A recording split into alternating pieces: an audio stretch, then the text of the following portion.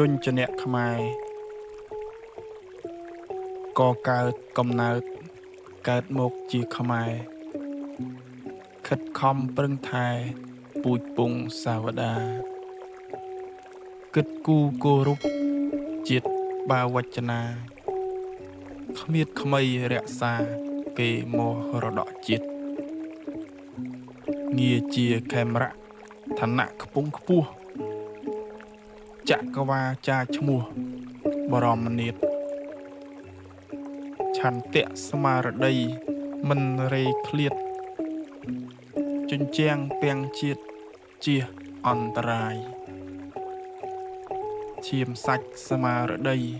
កាយចិត្តបដិញ្ញាញាណនឹងប្រាជ្ញាបូជាឥតស្ដាយដង្ហើមចិញ្ចូល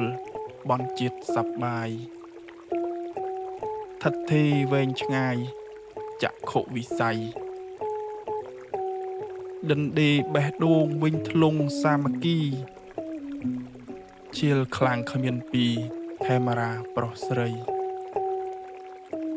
ណាន់ណែនតាន់តាប់ចិត្តស្នេហ៍ទឹកដីតតាំងឥតភ័យសត្រូវឆ្លៀនពៀនធម្មពលឃ្លាវខ្លាប្រាជ្ញាវៀងវៃទាំងក្មេងប្រុសស្រីចាស់ខ្មែរហានហ៊ានធនធានធម្មជាតិនិងមនុស្សជាស្ពាននាំជាតិឲ្យមានវឌ្ឍនភាពបងប្អូនខ្មែរអើយត្រូវចាំឲ្យច្បាស់ផលសិទ្ធក្រៃណាស់បើគម្លាតភាពពង្រឹងពង្រីករបបរបៀបភេតរភាពសមភាពសង្គមមានសក្រខ្មៅគុំរើសអើងគ្នាយកចិត្តជួយគ្នាភាវនាអប់រំរកស៊ីសុចរិតយកច្បាប់ជាធំលាក់លៀមលូបលាន់លួចប្លន់គុំត្រាប់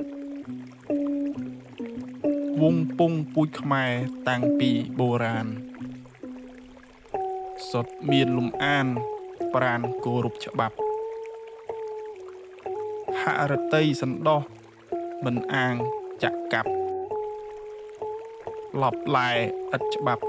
យកមេឃក្របគូតនិពន្ធដោយកុយពិសិដ្ឋ